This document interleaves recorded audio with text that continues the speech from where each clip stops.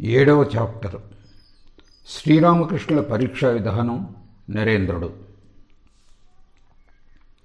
మొట్టమొదటిసారి కలుసుకున్నప్పటి నుండే నరేంద్రునిలోని ఉన్నత ఆధ్యాత్మిక లక్షణాలను, కార్యరూపం దాల్చే శక్తులను గురించిన శ్రీరామకృష్ణులు తమ అసాధారణ నిస్వార్థ అనురాగంతో అతన్ని ఎలా ఆకట్టుకున్నారో మేము ఇంతకు మునిపే మరో చోట తెలిపి ఉన్నాం. ఆ ఆధ్యాత్మిక విషయాల్లో అతడికి శిక్షణ ఇస్తూ ఉన్నప్పటికీ అప్పుడప్పుడు అతన్ని పరీక్షకు గురి చేసేవారు. నరేంద్రుడిని పరీక్షించే పద్ధతులను, తీరులను గురించి ఇక్కడ క్లుప్తంగా వివరించడం ఎంతో అవసరంగా తోస్తున్నది. కూచ్ బిహార్ వివాహం గురించి తలెత్తిన అభిప్రాయ భేదాల వలన బ్రహ్మ సమాజం రెండుగా విడిపోవనున్నప్పుడు శ్రీరామకృష్ణులు కేశవ్తో ఇలా అన్నారు: ఈ సమాజంలో సభ్యుల సంఖ్యను పెంచడం నిమిత్తం పరీక్షించకుండానే ఎవరిని పడితే వాళ్ళని చేర్చుకుంటావు. అటువంటప్పుడు సమాజం చీలిపోవడంలో వింతేముంది? క్షుణ్ణంగా పరీక్షించకుండా నేను ఎవరిని స్వీకరించను. నిజమే, తమ వద్దకు వచ్చే భక్తులను వారికి తెలిసే రీతిలోనే లేదా తెలియని విధంగానో శ్రీరామకృష్ణులు ఆశ్చర్యకర రీతుల్లో పరీక్షించేవారు. నిరక్షరాస్యులైన ఒక వ్యక్తి కనీ విని ఎరుగని విధానాల్లో కౌశలాన్ని ఎలా సముపార్జించుకున్నారో ఆలోచిస్తే ఎవరైనా సరే ఆశ్చర్యపోక తప్పదు.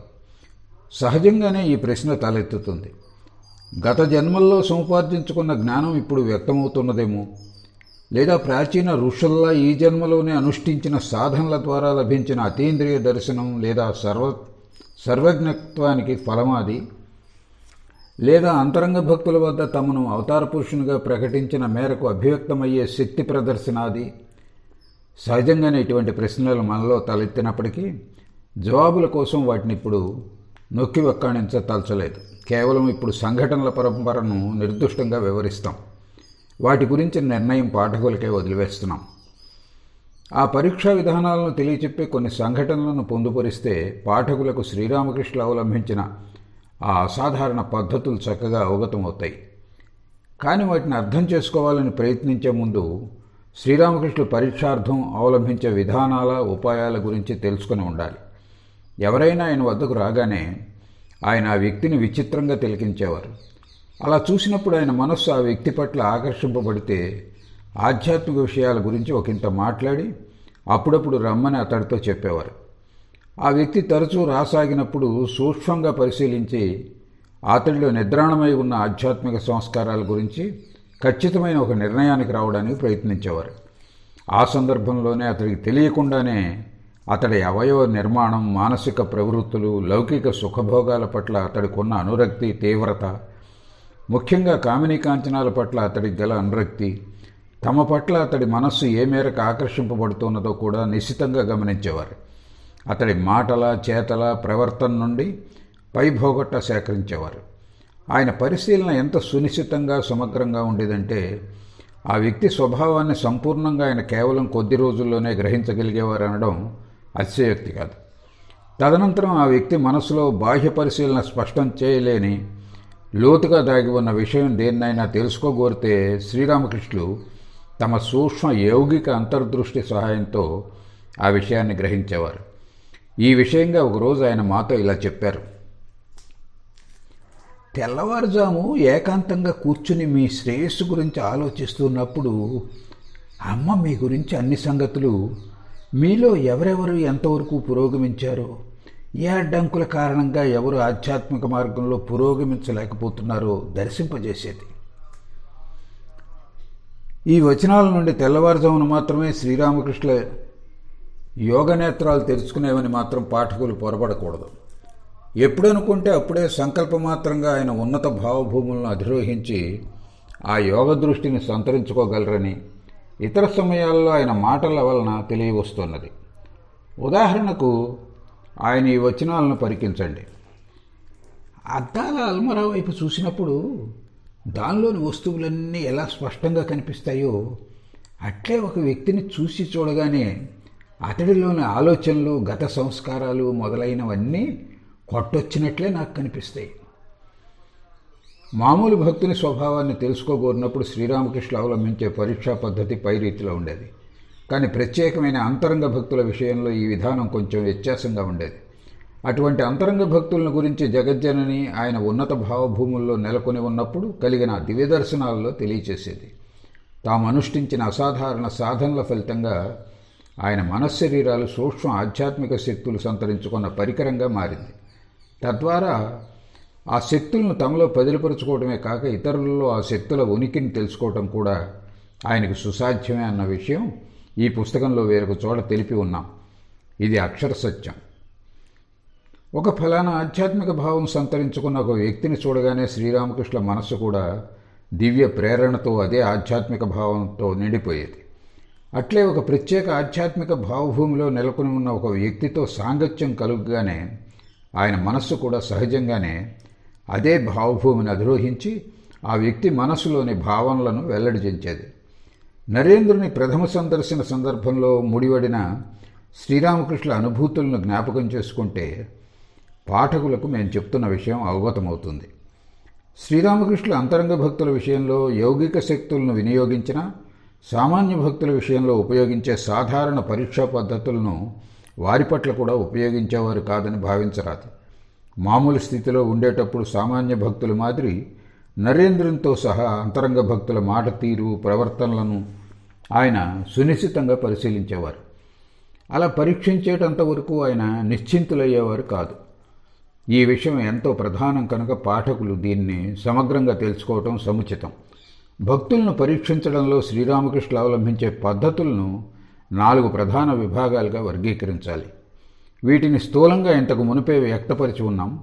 ప్రస్తుతం వాటిని సోదాహరణంగా వివరించబోతున్నాం. మొదటిది, క్రొత్తగా వచ్చిన వ్యక్తి శారీరక లక్షణాలను పరిశీలించి అతడి పూర్వ సంస్కారాలను శ్రీరామకృష్ణులు ధృవీకరించుకునేవారు. మన ఆలోచనలు చేతల రూపంలోకి తర్జుమా అవుతూ ఉన్నప్పుడు అవి మన శరీరంపై మెదడుపై కొన్ని ప్రత్యేక ముద్రలను విడిచిపోతాయి. ఆధునిక శరీర ధర్మశాస్త్రం, మనస్తత్వ శాస్త్రం ఈ విషయాన్ని ఎంతో మేరకు రుజువు చేసి మా నమ్మకాన్ని రూఢిపరిచాయి. వేదాలు తదితర శాస్త్రాలు ఈ సత్యాన్ని ప్రాచీన కాలం నుండే మనకు తెలియజేస్తూ ఉన్నాయి. వేదాలు, స్మృతులు, పురాణాలు, దర్శనాలు తదితర హైందవ శాస్త్ర గ్రంథాలు శరీరాన్ని కల్పించేది మనస్సుని ఏకగ్రీవంగా ప్రకటిస్తున్నాయి. ఒక మనిషి ఆలోచన సరళి సదా మంచి లేక చెడు మార్గంలో పోతున్నప్పుడు అతడి శరీరంలో ఆ ఆలోచనలు కార్యరూపం దాల్చడానికి అనువుగా మార్పులు కలిగి రూపాంతరం జరుగుతుంది. మనిషి శరీర అవయవ నిర్మాణాన్ని పరికించి అతడి నైజాన్ని సూచించే అనేక సామెతలు వాడుకలో ఉన్నాయి.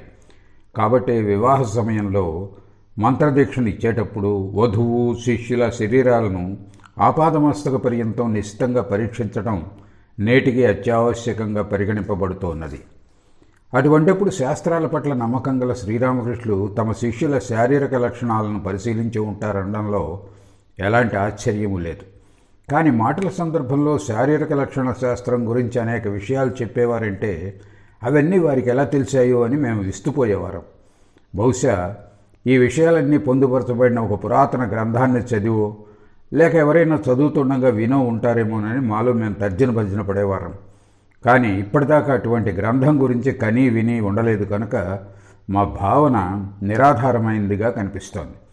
కాబట్టే స్త్రీ పురుషుల ప్రతి అంగ లేదా ఇంద్రియ నిర్మాణం దైనందిన జీవితంలో మనకు తారసించే ఒక ప్రత్యేక వస్తువును పోలి కనిపిస్తే అది ఏ మంచి లేదా చెడు గుణాలను సూచిస్తుందో వారు చెప్పేటప్పుడు మేము ఆశ్చర్యపోతూ వినేవారం. ఆయన ఇలా చెప్పేవారు. ఉదాహరణకు మనిషి కళ్ళను తీసుకోండి. కొందరి కళ్ళు పద్మపత్రాల్లో ఉంటాయి, మరికొందరి కళ్ళు ఎద్దు కళ్ళను పోలి ఉంటాయి, కొందరివి యోగి కళ్ళలా ఉంటాయి. పద్మపత్రాలను పోలిన కళ్ళు గల వ్యక్తి సదాలోచనాపరుడు.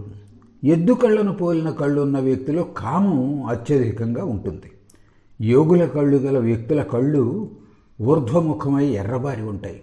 దేవతల నయనాలు మరీ పెద్దవి కాకపోయినా పొడవుగా చెవుల వరకు వ్యాపించి ఉంటాయి. మాట్లాడుతున్నప్పుడు క్రియగంట చూసే అలవాటు గల వ్యక్తులు సామాన్యుల కంటే ఎక్కువ తెలివితేటల కలవారై ఉంటారు. అట్లే వ్యక్తుల సాధారణ శరీర నిర్మాణం గురించి ప్రస్తావిస్తూ ఆయన ఇలా చెప్పేవారు.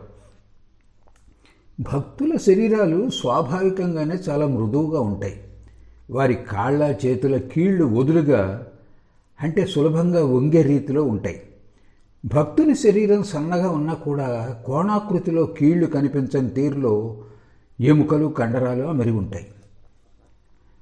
ఒక ఫలానా వ్యక్తి తెలివి మంచిగా లేక చెడుకా దారితీస్తుందనే విషయం నిర్ధారణ చేసుకోవడానికి శ్రీరామకృష్ణులు ఆ వ్యక్తి ముంజేతిని తమ చేతుల్లోకి తీసుకొని దాన్ని వదులుగా ఉంచమనేవారు.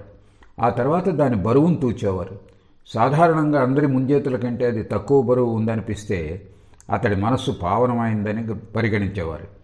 మొట్టమొదటిసారి ప్రేమానంద స్వామి అంటే బాబురాం దక్షిణేశ్వరానికి వచ్చినప్పుడు శ్రీరామకృష్ణులు అతడి ముంజేతిని పుచ్చుకొని బరువు తూచారని మేము ఇంతకు మునిపే తెలిపి ఉన్నాం. అయినా ఆయన ఎందుకు అలా చేశారో మాతో చెప్పలేదు కనుక ఆ సందర్భంలో ఏ ఉద్దేశంతో ఆయన అలా చేశారో అక్కడ మేము ప్రస్తావించలేదు. కానీ మరో సందర్భంలో జరిగిన సంఘటన వలన మేము ఆ నిర్ణయానికి రాగలిగాం. ఆ సంఘటనను క్రింద వివరిస్తున్నాం. శ్రీరామకృష్ణులు కాశీపూర్ ఉద్యానంలో వ్యాధిగ్రస్తులై ఉన్నప్పుడు ఈ రచయిత తమ్ముడు చారుచంద్ర చక్రవర్తి ఆయన్ని చూడటానికి ఒకరోజు అక్కడికి వచ్చాడు. అతన్ని చూసి శ్రీరామకృష్ణులు ఎంతో ప్రసన్నులైనారు.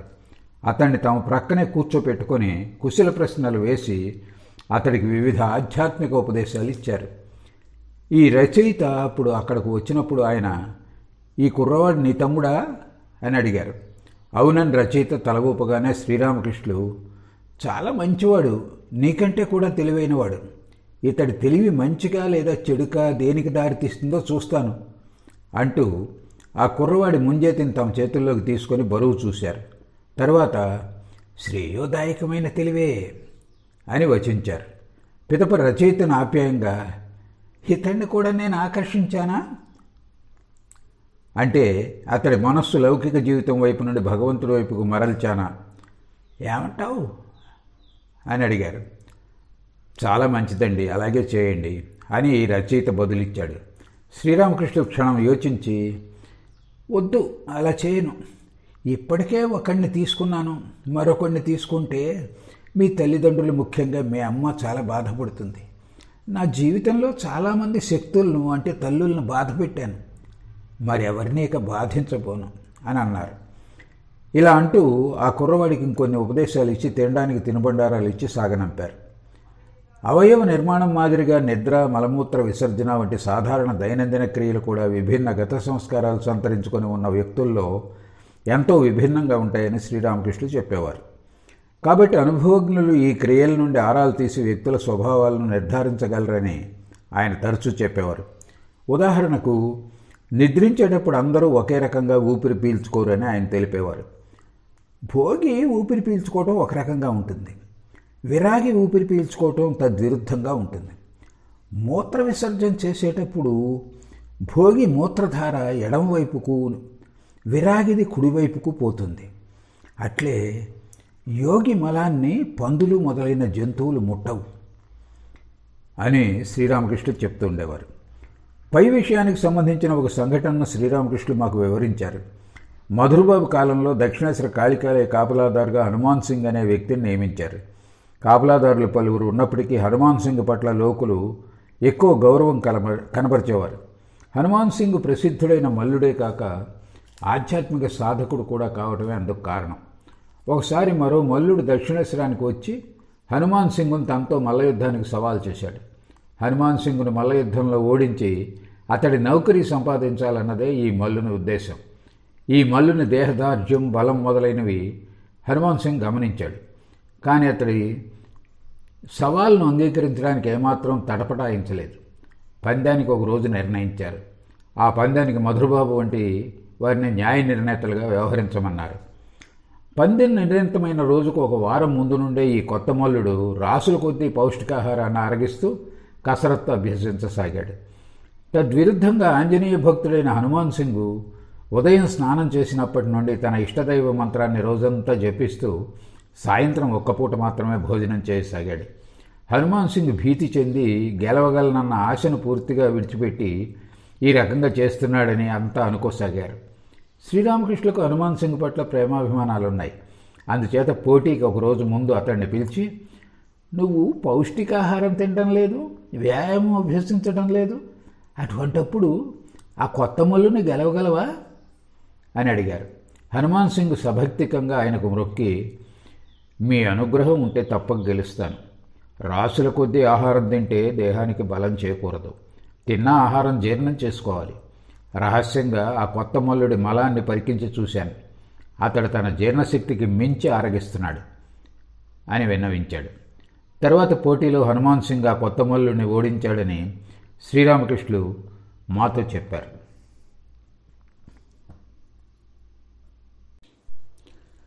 పురుషుల మాదిరే స్త్రీల అంగ నిర్మాణం గురించి శ్రీరామకృష్ణులు ఎన్నో విషయాలు చెప్పేవారు. అంగ నిర్మాణాన్ని గమనించి కొందరు స్త్రీలను ఆయన విద్యాశక్తులని, అంటే ఆధ్యాత్మిక పథంలో పురోగమింప పురుషులకు దోహదం చేసేవారని పరిగణించేవారు. అట్లే పురుషులను సంసారలంపటంలోకి ఈడ్చే స్త్రీలను అవిద్యాశక్తులని ఆయన పేర్కొనేవారు. ఆయన ఇలా చెప్పేవారు: ఆహారం, నిద్ర, ఇంద్రియాశక్తి మొదలైనవి విద్యాశక్తుల్లో స్వాభావికంగానే ఎంతో మితంగా ఉంటాయి. తమ భర్తల భగవత్ ప్రసంగం వింటూ ఉంటే వారి హృదయాలు ఆనందంతో పులకించిపోతాయి. స్వయంగా వారే భగవత్ ప్రసంగం చేస్తూ భర్తలకు ఉన్నత ఆధ్యాత్మిక ప్రేరణను కల్పిస్తారు. తమ భర్తలను సదా సర్వదా నిమ్నాభిరుచుల చేతల నుండి పరిరక్షిస్తూ వారి భగవత్ సాక్షాత్కారార్థం సకల విధాల దోహదం చేస్తూ ఉంటారు. ఇక అవిద్యాశక్తుల నైజం, చేతలు ఇందుకు పూర్తిగా వ్యతిరేకం. వీళ్ళు శారీరక సుఖాలను ఎంతగానో అపేక్షిస్తారు. మితిమీరిన తిండి, నిద్ర వాంఛిస్తారు. తమ స్వసుఖాలలో తప్ప మరే విషయంలోనూ భర్తలు శ్రద్ధ వహించకుండా అడ్డుపడటమే వీరి ముఖ్యోద్దేశం. భర్తలు ఆధ్యాత్మిక విషయాల గురించి తమతో మాట్లాడితే వీరు అసంతృప్తి చెందటమే కాక చిరాకు పట్టడం కూడా కద్దు.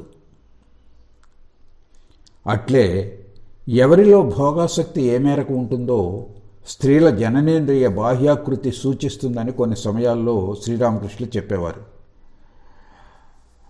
అవి అంటే యోనులు వివిధ ఆకృతుల్లో ఉంటాయని కూడా ఆయన తెలిపేవారు. కొన్ని ఆకృతులు స్వల్ప కామ ప్రవృత్తిని సూచిస్తాయని ఆయన వచించేవారు.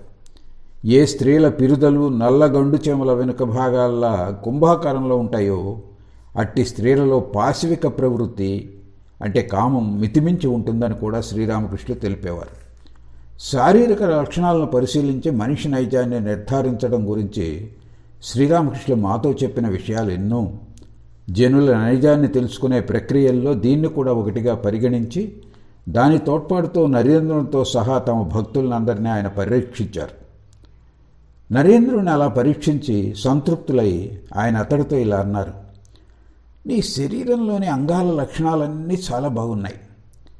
ఉన్న దోషం ఒక్కటే, నిద్రిస్తున్నప్పుడు నువ్వు బరువుగా శ్వాస పీలుస్తుంటావు. అలా బరువుగా శ్వాసించే వ్యక్తి అల్పాయుష్కుడని యోగులు వచిస్తూ ఉంటారు. చేతులలో వ్యక్తమయ్యే మానసిక స్థితులను పరిశీలించడం ఆయన అవలంబించే రెండవ పద్ధతి. వ్యక్తుల కామకాంచన ఆసక్తిని అంచనా వేయటం ఆయన అవలంబించే మూడవ పద్ధతి. కొత్తగా వచ్చిన వ్యక్తిని శ్రీరామకృష్ణులు కొంతకాలం పరిశీలించి చూసేవారు. ఆ తర్వాత అతడిలో మంచి సంస్కారాలు కానవస్తే అతన్ని తమ అంతరంగ భక్తుల్లో చేర్చుకోవాలని నిశ్చయించుకొని అతడిలోని లోపాలను సవరింప సముచిత ఉపదేశాలు ఇచ్చేవారు. అవసరమైతే అతన్ని శుతిమెత్తగా చీవాట్లు పెట్టేవారు కూడా. అలాగే ఆ వ్యక్తిని ఎంపిక చేస్తున్నప్పుడే ఆ వ్యక్తి సన్యాసిగానో లేదా గృహస్థ శిష్యునిగానో తన జీవితాన్ని మలుచుకోబోతాడో ముందుగానే గ్రహించి ప్రారంభం నుండే తదనుగుణంగా ఉపదేశాలు ఇచ్చేవారు. అందుకే శ్రీరామకృష్ణులు తమ వద్దకు వచ్చే ప్రతి వ్యక్తిని అతడు వివాహితుడో కాడో, సామాన్యంగా జీవితం గడిచిపోవటానికి కుటుంబం ఆర్థిక పరిస్థితులు వీలు కల్పిస్తాయో లేదో, ఒకవేళ అతడు సంసార పరిత్యాగం చేయగోరితే కుటుంబ బాధ్యతలను చేపట్టే దగ్గరి బంధువులు ఎవరన్నా ఉన్నారో లేదో ఈ విషయాలన్నీ అడిగి తెలుసుకునేవారు. పాఠశాల, కళాశాల విద్యార్థుల పట్ల శ్రీరామకృష్ణులు సదా కారుణ్యం వహించేవారు. ఆయన ఇలా అనేవారు: వాళ్ళ మనస్సులు భార్య, బిడ్డలు, పేరు ప్రతిష్టలు ఇత్యాది బంధాలతో అన్యమనస్కం కాలేదు. సరైన శిక్షణ పొందితే వాళ్ళు తమ మనస్సులను పూర్తిగా భగవంతునిపై మరల్చగలరు. అందుకే యువకులలో ఆధ్యాత్మిక భావాలను జనింపజేయడానికి ఆయన ఎంతో ప్రయత్నించేవారు. పై అభిప్రాయాన్ని ఆయన వివిధ దృష్టాంతాలతో వ్యక్తం చేసేవారు. ఆయన ఇలా చెప్పేవారు: మనస్సు ఆవాల పొట్లం వంటిది. ఒక్కసారి ఆ పొట్లాన్ని చిట్లి ఆవాలు చిందరవందరగా కింద పడిపోతే వాటిని ఏరటం దాదాపు అసాధ్యం. లేదా గొంతు ముదిరిపోయిన చిలుకకు రాధాకృష్ణ నామం ఉచ్చరింప నేర్పటం దుస్సాధ్యం సుమా. లేదా పచ్చి ఇటుకలపై పడ్డ ఆవు గిట్టల ముద్రలు సులభంగానే చెరిపివేయవచ్చు, కానీ కాల్చబడిన ఇటుకలపై పడ్డ ముద్రలను చెరిపివేయటం సాధ్యం కాదు. కాబట్టే ఇంకా సంసార పంకిలం అంటని యువకులను తరచి ప్రశ్నించి వారి సహజ నైజం సంసారం వైపుకు మొగ్గుతుందో లేక పరిత్యాగం వైపుగా మొగ్గు చూపుతుందో తెలుసుకునేవారు శ్రీరామకృష్ణులు. వారు అర్హులని ఆయనకు తోస్తే పరిత్యాగ పథంలో పురోగమింప సముచిత ఉపదేశాలు వారికి ఇచ్చేవారు. తమ వద్దకు వచ్చే ఒక ఫలానా వ్యక్తి చర్యలన్నింటినీ సునిశ్చితంగా పరిశీలించి అతడి మానసిక స్థితులను తెలుసుకోవడంతోనే శ్రీరామకృష్ణులు ఆగిపోయేవారు కారు. అతడెంత సరళ స్వభావుడో, సత్యసంధుడో, మాటలను చేతల్లో ఏ మేరకు చూపుతున్నాడో, ప్రతి చేతను వివేచనతో నిర్వర్తిస్తున్నాడో, తనకు బోధించిన సత్యాలను అతడు ఎంతవరకు విశ్వసిస్తున్నాడో మొదలైన విషయాలన్నీ ఆయన సునిశ్చితంగా పరిశీలించేవారు. కొన్ని రోజులుగా దక్షిణేశ్వరానికి తరచూ వస్తున్న ఒక యువకుణ్ణి హఠాత్తుగా శ్రీరామకృష్ణులు ఎందుకు వివాహం చేసుకోవు అని అడిగారు. అందుకు ఆ యువకుడు ఇలా బదులు చెప్పాడు. మహాశయ, ఇంకా నా మనస్సు నా వశంలోకి రాలేదు. ఇప్పుడు నేను వివాహం చేసుకుంటే నా భార్య పట్ల గల అనురక్తితో హితాహితాల వివేచన శక్తిని కోల్పోతాను. కామాన్ని జయించగలిగిన వాడే వివాహం చేసుకుంటాను. కామాన్ని జయించగలిగిన నాడే వివాహం చేసుకుంటాను. ఆ జవాబు విని ఆ యువకుడి అంతరాన అనురక్తి ఉన్నప్పటికీ అతడి మనస్సు పరిత్యాగ మార్గం వైపుకు ఆకర్షింపబడిందని శ్రీరామకృష్ణులు గ్రహించకపోలేదు. నవ్వుతూ ఆయన, కామాన్ని జయించిన తదనంతరం నీకు ఇక వివాహం చేసుకోవాల్సిన అవసరమే ఉండదు అని చెప్పారు. ఒకరోజు మరొక యువకుడితో అనేక విషయాల గురించి ముచ్చటిస్తూ శ్రీరామకృష్ణులు అతడితో ఇలా అన్నారు. చూడు, ఇదేమిటో చెప్పగలవా?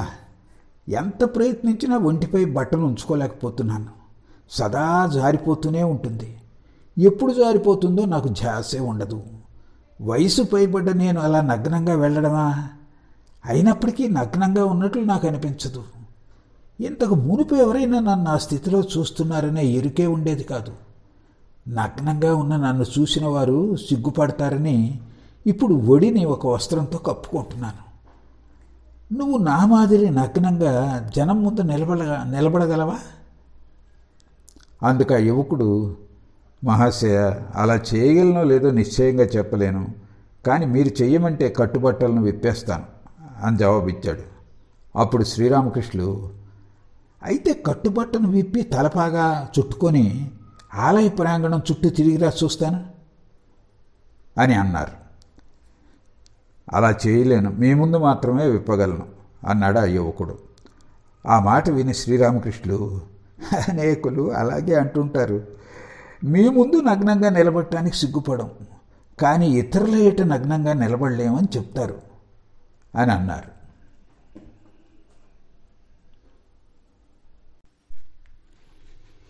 ఈ సందర్భంలో మాకు మరో సంఘటన జ్ఞాపకానికి వస్తున్నది.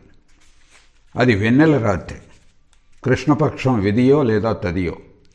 మేము రాత్రి పడుకున్న కాసేపటికే గంగలో పోటు వచ్చింది. శ్రీరామకృష్ణుల మంచం మీద నుండి లేచి, గంగలో పోటు చూడటానికి అంతా రండి అంటూ గంగ గట్టు వద్దకు పరుగెత్తుకుని పోసాగారు. ప్రశాంతంగా ప్రవహిస్తున్న స్వచ్ఛమైన గంగానది హఠాత్తుగా అడ్డు తిరిగి మహావేగంతో గట్టు మీదికి ఉవ్వెత్తు అలలతో ఎగిరిపడుతూ ఉండటం చూసి ఉల్లాసంతో చిన్నపిల్లవాళ్ళ శ్రీరామకృష్ణ నాట్యం చేయసాగారు. ఆయన మమ్మల్ని పిలిచినప్పుడు మేము నిద్రమత్తులో ఉన్నాం. ఆయన పిలుపు విని లేచి బట్టలు సవరించుకుని వెళ్ళేసరికి కాస్త ఆలస్యమైంది. కాబట్టి మేము నది గట్టు వద్దకు వెళ్ళేసరికి నదిలో పోటు ఆగిపోయింది. మాలో కొందరం ఒకంత చూడగలిగాం, తక్కిన వారు అది చూడలేకపోయారు. శ్రీరామకృష్ణులు అప్పటిదాకా ఆనందంలో మునిగి ఉన్నారు. నదిలో పోటు వెళ్ళిపోయిన తర్వాత మమ్మల్ని చూస్తూ, మంచిది, నదిలో పోటును చూశారా అని అడిగారు.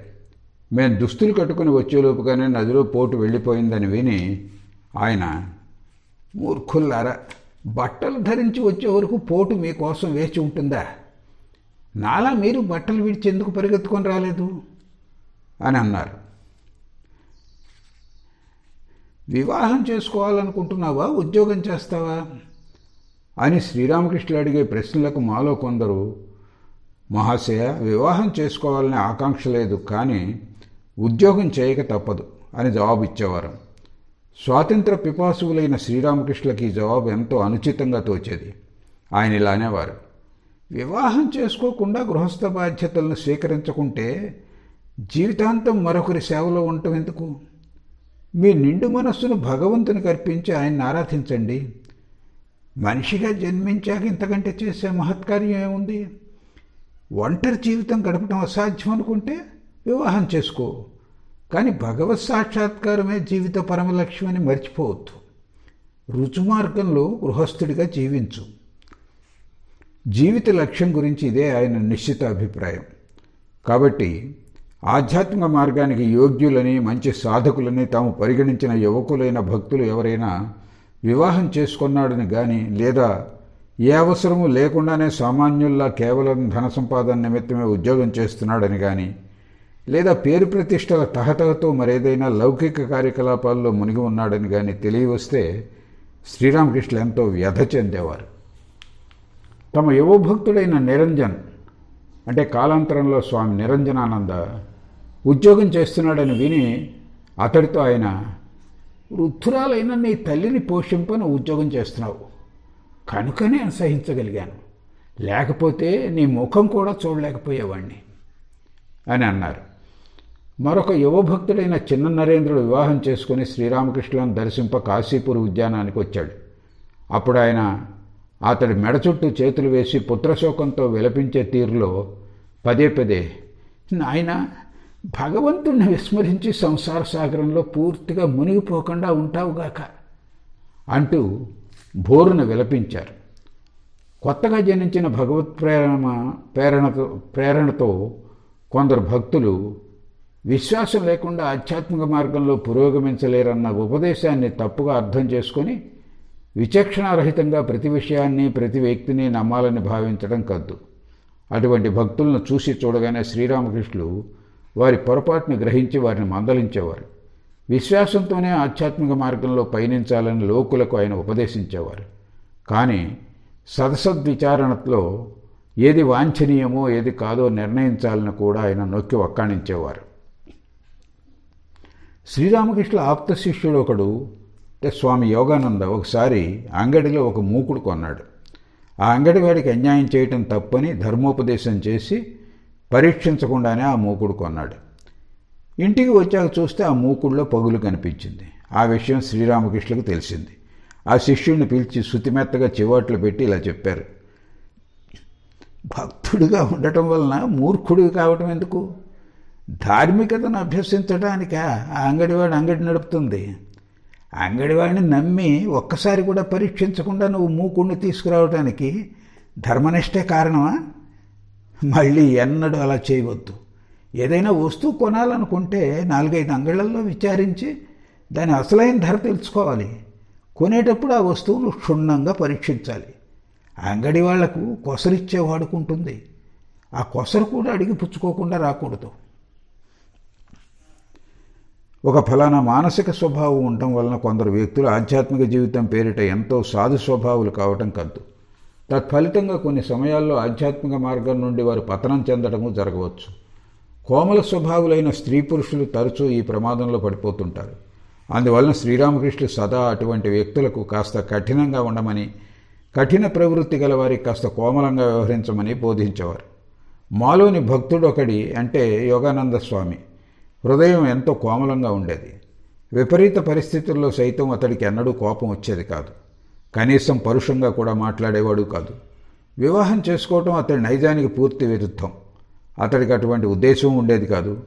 కానీ కన్నతల్లి కన్నీళ్లకు ద్రవించిపోయి హఠాత్తుగా ఒకరోజు వివాహ బంధంలో చిక్కుపడిపోయాడు. ఆ వివాహం అతడిని ఎంత నిరాశ నిస్పృహలకు గురి చేసిందో, అతడెంత హతాశుడయ్యాడో వర్ణించలేం. శ్రీరామకృష్ణుల ఆశ్రయం, ఉపశమన వచనాలు మాత్రమే అతన్ని ఆ సందర్భంలో కాపాడగలిగాయి.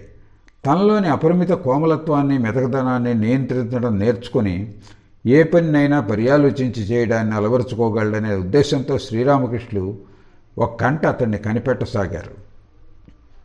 సామాన్య విషయాల సహాయంతో అతడికి తగిన శిక్షణ ఎలా ఆయన ఇచ్చారో స్పష్టంగా తెలుసుకోవటానికి 1-2 ఉదాహరణలు ఇక్కడ ఇస్తున్నాం.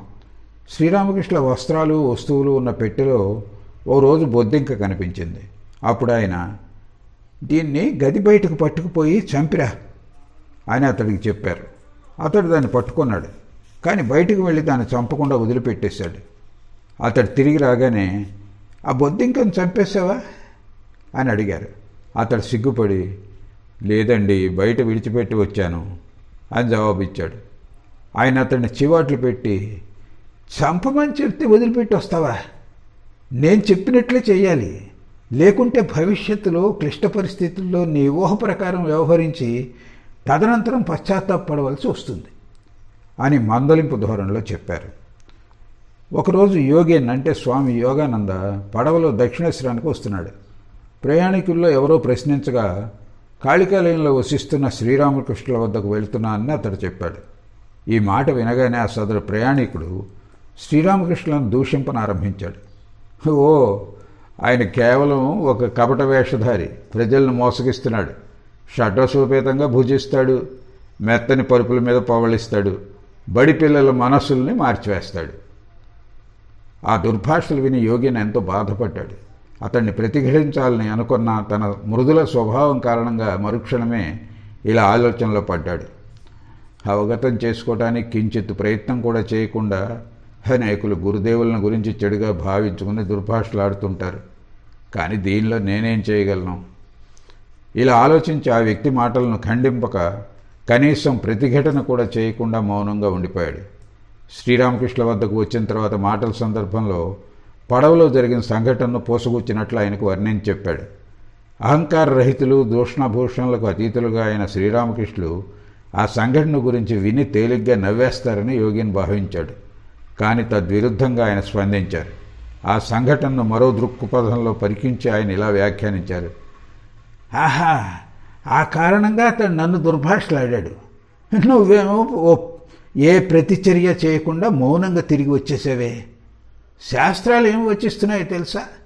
తన గురువును పరాయివాడు ఎవరైనా తోలనాడితే అతగాడి తలను నరికివేయాలి, లేదా ఆ చోటు నుండి తక్షణమే నిష్క్రమించాలి.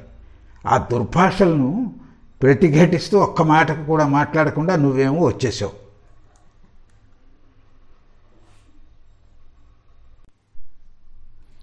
శిష్యుల మానసిక ప్రవృత్తులను అనుసరించి శ్రీరామకృష్ణ ఉపదేశాలు ఎలా భిన్నభిన్నంగా ఉండేవో మేము తెలుపబోయే ఈ క్రింది సంఘటన నుండి పాఠకులు అవగతం చేసుకోవచ్చు. నిరంజన్ అంటే కాలాంతరంలో స్వామి నిరంజనానంద సహజంగానే ఉద్రేక స్వభావం కలవాడు. ఒకరోజు నిరంజన్ పడవలో దక్షిణేశ్వరానికి వస్తున్నప్పుడు పై విధంగానే కొందరు ప్రయాణికులు శ్రీరామకృష్ణులను దుర్భాషలాడటం విన్నాడు. తక్షణం అతడు తీవ్రంగా వారిని ప్రతిఘటించాడు. అలా ప్రతిఘటించినప్పటికీ వారు నిందాలాపాలు ఆపకపోవడంతో ఆగ్రహోదగ్రుడై పడవను ముంచివేయటానికి సిద్ధపడ్డాడు. నిరంజన్ మహాబలిష్ఠుడు, పైగా గజ ఈతగాడు. కోపంతో అతడి ముఖం ఎర్రబారటం చూసి ప్రయాణికులు భయంతో వణికిపోతూ తమను క్షమించి పడవను ముంచివేసే ప్రయత్నం విరమించమని పదే పదే వేడుకున్నారు. తదనంతరం శ్రీరామకృష్ణులకు ఈ విషయం తెలిసి నిరంజన్ను చీవాట్లు పెట్టారు. అతడితో ఇలా చెప్పారు. కోపం ప్రమాదభరితమైంది, గర్హించవలసింది. కోపానికి లోను కావచ్చా? సజ్జనుడి కోపం నీటి మీద వ్రాసిన గీతల తక్షణం మాయం అయిపోతుంది. అనుచితంగా మాట్లాడటమే హీనబుద్ధుల లక్షణం. అటువంటి విషయాల గురించి వాళ్ళతో కలహానికి దిగితే జీవిత పర్యంతం ఆ రీతిలోనే గడపవలసి వస్తుంది. అటువంటి వారిని క్రిమికీటకాల్లో పరిగణించి వారి మాటలను పట్టించుకోకూడదు. కోపానికి వశవర్తి ఎంత అపకారానికి ఒడిగట్టబోయావో ఒకసారి యోచించుడు.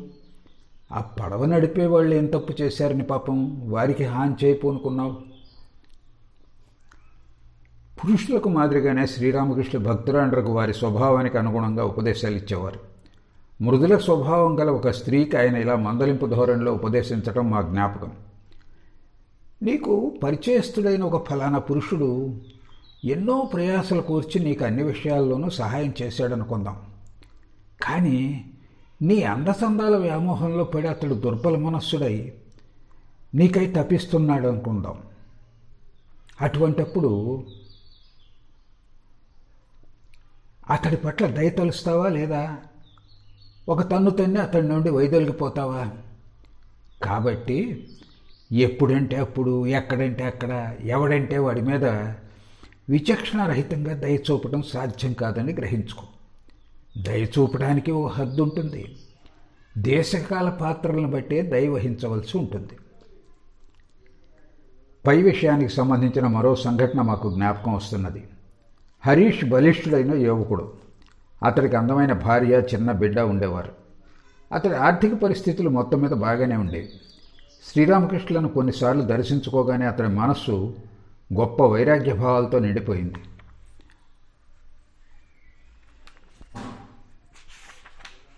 అతడి ముక్కుసూటి నైజం, నిష్ఠ, ప్రశాంతత చూసి శ్రీరామకృష్ణులు ఎంతో ప్రసన్నులై అతడికి ఆశ్రయం ఇచ్చారు.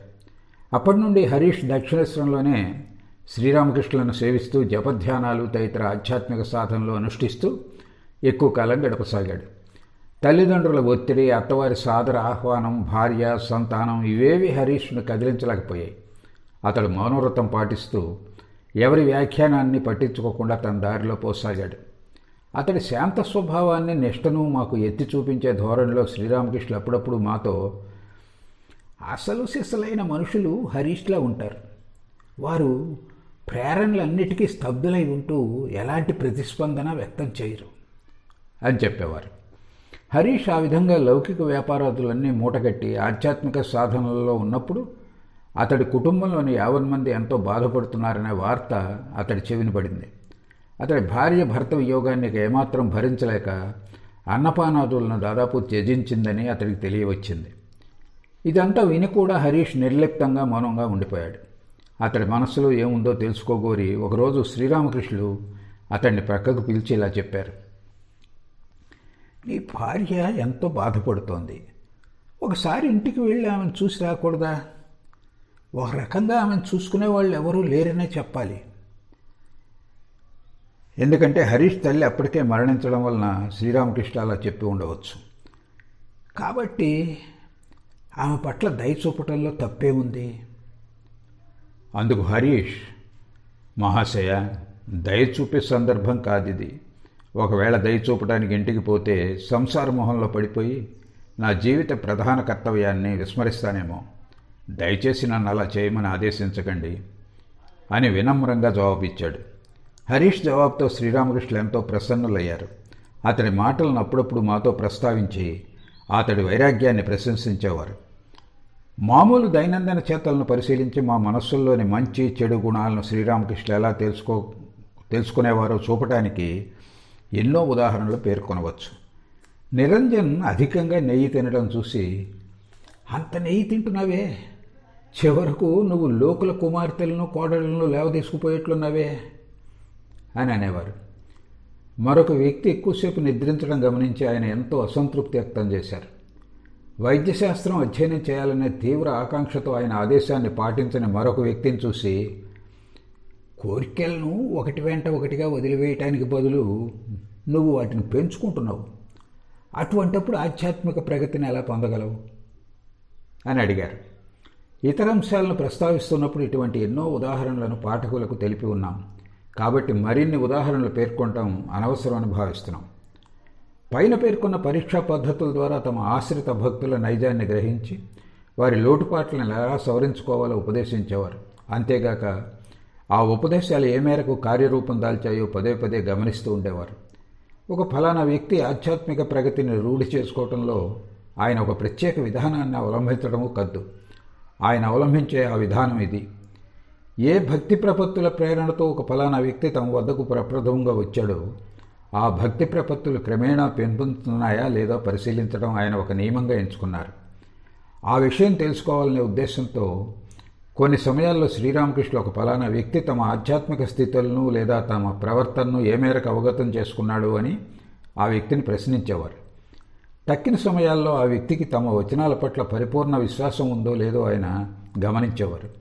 మరికొన్ని సమయాల్లో ఎవరి సాంగత్యంలో ఆ వ్యక్తి ఆధ్యాత్మిక భావం పెంపొందుతుందో వారిని అతడికి పరిచయం చేసేవారు. ఆధునిక ప్రపంచంలో ఆధ్యాత్మికతకు ప్రతిరూపంగా తమను సహజంగా అతడు గుర్తించే దశకు వచ్చేదాకా ఆయన ఆ శిష్యుని ఆధ్యాత్మిక ప్రగతి గురించి నిశ్చింతులై ఉండలేకపోయేవారంటం అతిశయోక్తి కాదు. పైన చెప్పిన విషయం విని పాఠకులు ఆశ్చర్యపడతారనడంలో సందేహం లేదు. కానీ కాస్త ఆలోచించి చూస్తే అలా ఆశ్చర్యపోవడానికి ఆస్కారం కనిపించదు. పైగా శ్రీరామకృష్ణులు అలా వచించడం సహజము, యుక్తియుక్తము అని కూడా తెలియవస్తుంది. అలా ప్రవర్తించడం తప్ప ఆయనకు మరో ప్రత్యామ్నాయం లేదు. ఎందుకంటే లోకం ఇంతకు ముందెన్నడూ కనీ విని ఎరుగిన ఆధ్యాత్మికత తమలో అభివ్యక్తమవుతుందన్న విషయం ఆయనకు ఎరికే. సుదీర్ఘకాల కఠోర తపశ్చర్యలు, ప్రగాఢ ధ్యాన సమాధులు పొందడం ఫలితంగా ఆయనలో అహంకారం సంపూర్ణంగా దగ్ధమైపోయిందని, భ్రమలో పడే కించిత్ ఆస్కారం కూడా లేనే లేదని మేం మరొక చోట వివరింప ప్రయత్నించటం పాఠకులు చూడవచ్చు. ఆయన మనస్సులో అపరిమిత స్మృతి, అనంత జ్ఞానం అభివ్యక్తమవుతుంటాయి. పర్యవసానంగా లోకం మునుపు ఎన్నడూ కనీ విని ఎరుగిన ఆధ్యాత్మిక ఆదర్శం తమ ద్వారా వ్యక్తమవుతుందనే ప్రగాఢ నమ్మకం ఆయనలో ఉదయించింది. కాబట్టి ఆ ఆదర్శాన్ని చక్కగా గ్రహించి దాని వెలుగులో తమ జీవితాలను ప్రకాశింపజేసుకునేవారు ఈ ఆధునిక యుగంలో ఆధ్యాత్మిక ప్రగతిని సునాయాసంగా పొందగలరని ఆయన నమ్మటం సహజమే కదా. కనుక ఆయన వద్దకు వచ్చే భక్తులు ఆయన గురించి పైన పేర్కొన్న విషయాలు చక్కగా అర్థం చేసుకున్నారో లేదో, అర్థం చేసుకుని ఉంటే ఆయనలో అభివ్యక్తమయ్యే ఉదార ఆధ్యాత్మిక భావాలకు అనుగుణంగా తమ జీవితాలను తీర్చిదిద్దుకునే ప్రయత్నాలు చేస్తున్నారో లేదో ఆయన క్షుణ్ణంగా పరిశీలించడంలో ఎలాంటి ఆశ్చర్యమూ లేదు. పైన ప్రస్తావించిన తమ మనోనమ్మకాన్ని శ్రీరామకృష్ణులు వివిధ రీతుల్లో వ్యక్తం చేసేవారు. తరచూ ఆయన ఇలా చెప్పేవారు: నవాబుల కాలంలో చలామణిలో ఉండే నాణాలు పాదుషాల కాలంలో చెల్లవు. నేను చెప్పినట్లు ముందుకు పోతే తిన్నగా లక్ష్యాన్ని చేరగలవు. జనన మరణ పరంపరలో చివరి జన్మం చేరుకున్నవాడు, అంటే ముక్తిని పొందడానికి సిద్ధంగా ఉన్నవాడు మాత్రమే ఇక్కడికి వచ్చి ఈ చోటి ఉదార ఆదర్శాన్ని స్వీకరిస్తాడు. నీ ఇష్టదైవం దీనిలో వసిస్తున్నాడు కనుక దీని మీద ధ్యానించటం నీ ఇష్టదైవం మీద ధ్యానించడమే అవుతుంది సుమా.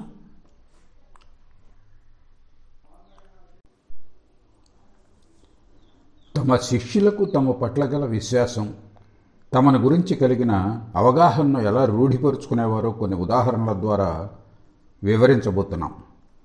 అప్పుడు పాఠకులు మేము చెప్పిన విషయాన్ని మరింత చక్కగా గ్రహించవచ్చు. శ్రీరామకృష్ణుల దర్శన భాగ్యం ద్వారా ఆయన హైతుక కృపను పొందగలిగిన వ్యక్తులందరికీ ఏకాంతంలోనూ లేదా కొద్దిమంది మాత్రమే ఉన్నప్పుడు హఠాత్తుగా ఆయన, సరే నన్ను గురించి నీ అభిప్రాయం ఏమిటి, నేనెవరిని అని భాగ్యశాలి అయిన ఒక ఫలానా భక్తుణ్ణి ప్రశ్నించేవారనే విషయం సువిదితమే. తమకు కొంతకాలంగా సన్నిహితంగా తెలిసిన వ్యక్తుల్నే ఆయన అలా ప్రశ్నించేవారు. కానీ కొన్ని సమయాల్లో క్రొత్తగా తమ వద్దకు వస్తూ ఉన్న వ్యక్తులను కూడా అలా ప్రశ్నించేవారు. చాలా కాలం మునిపే యౌగిక దర్శనాలలో కానవచ్చిన భక్తులే వీరు. వారి నుండి వచ్చే జవాబుల వైవిధ్యాన్ని వర్ణించడం కష్టం. ఆ జవాబులు క్లుప్తంగా చెప్పాలంటే ఇలా ఉండేవి: మీరు నిజమైన సాధువులు, నిజమైన భక్తులు, మహాపురుషులు, సిద్ధపురుషులు, అవతార పురుషులు, సాక్షాత్తు చైతన్యులు, సాక్షాత్తు పరమేశ్వరులు, స్వయంగా భగవంతులే. భగవదవతారం పట్ల నమ్మకం లేని కొందరు బ్రహ్మ సమాజస్థులు మీరు శ్రీకృష్ణుడు, బుద్ధుడు, యేసుక్రీస్తు, చైతన్యులతో సమానులైన భగవత్ ప్రేమికులు అని జవాబు చెప్పేవారు. విలియమ్స్ అనే ఒక క్రైస్తవుడిని అలా ప్రశ్నించినప్పుడు అతడు శ్రీరామకృష్ణులు సాక్షాత్తు భగవంతుని పుత్రుడైన నిత్య చిన్మయ రూపుడైన యేసుక్రీస్తు అనే తన అభిప్రాయం వ్యక్తం చేశాడు. ఇతడు శ్రీరామకృష్ణులను పలుమార్లు సందర్శించిన తర్వాత ఆయన సాక్షాత్తు భగవదవతార మూర్తులనే నిశ్చిత అభిప్రాయానికి వచ్చి ఆయన ఉపదేశం మేరకు సర్వసంగ పరిత్యాగం చేశాడని విశ్వసనీయుల నుండి తెలియవచ్చింది. పంజాబ్కు ఉత్తరంగా హిమాలయాల్లో ఏదో ఒక చోట వసిస్తూ మరణపర్యంతం సాధనానుష్ఠానాల్లో గడిపాడని తెలియవస్తున్నది. అలా జవాబు చెప్పిన వ్యక్తులు శ్రీరామకృష్ణులను ఏ మేరకు అవగతం చేసుకున్నారో మాకు తెలియదు. కానీ తమ జవాబుల ద్వారా ఏకకాలంలో శ్రీరామకృష్ణులను గురించి, భగవంతుని గురించి తమకున్న అభిప్రాయాలను వెల్లడించారన్నది మాత్రం సత్యం. శ్రీరామకృష్ణులు వారి జవాబులను పైన ప్రస్తావించిన వెలుగులోనే స్వీకరించి వారి ఆధ్యాత్మిక వైఖరులకు అనుగుణంగా ఉపదేశించేవారు. సకల ఆధ్యాత్మిక భావమూర్తులైన శ్రీరామకృష్ణులు వారి భావానికి హాని కలిగించకుండా ప్రతి ఒక్కరిని వారి భావనలో చరమావస్థకు చేరుకునేలా చేసి దేశకాలాతీతుడు సత్యస్వరూపుడు అయిన భగవంతుని సాక్షాత్కారం దోహదం చేసేవారు. కానీ ఆ వ్యక్తి తన సొంత భావాన్ని వ్యక్తీకరించాడో లేదా మరొకరి భావాన్ని అనుకరిస్తున్నాడో మాత్రం గమనించేవారు. శ్రీరామకృష్ణులతో వచ్చినప్పుడు పూర్ణుడు అంటే పూర్ణచంద్ర ఘోష్ కేవలం బాలుడనే చెప్పాలి. అప్పుడు అతడి వయస్సు 13 ఏళ్లకు కాస్త పైబడి ఉండవచ్చు.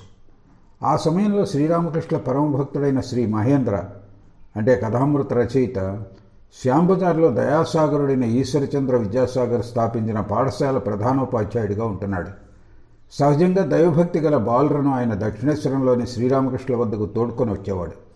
ఆ విధంగా ఆయన తేజేంద్ర, నారాయణ్, హరిపద, వినోద్, చిన్ననరేన్, ప్రమథ అంటే పల్టు మొదలైన బాగ్బజారుకు చెందిన బాలురను ఒకరి తర్వాత ఒకరినిగా వెంటబెట్టుకు వచ్చేవారు. వీరంతా శ్రీరామకృష్ణుల వద్ద ఆశ్రయం పొందారు. కాబట్టి మాలో కొందరు మహేంద్రను పిల్లలను అపహరించే పంతులు అని సమాషగా పేర్కొనేవారం. అలా ఆయన్ను మేము పేర్కొనడం విని శ్రీరామకృష్ణులు సరైన బిరుదు అంటూ నవ్వుకునేవారు. మహేంద్ర ఒకరోజు 3వ తరగతి పిల్లలకు పాఠం చెప్తూ ఉన్నప్పుడు పూర్ణుడి మంచి స్వభావం, తీయని పలుకులు ఆయన్ని ఆకర్షించాయి. త్వరలోనే ఆయన పూర్ణుడిని శ్రీరామకృష్ణులకు పరిచయం చేసే ఏర్పాట్లు చేశాడు.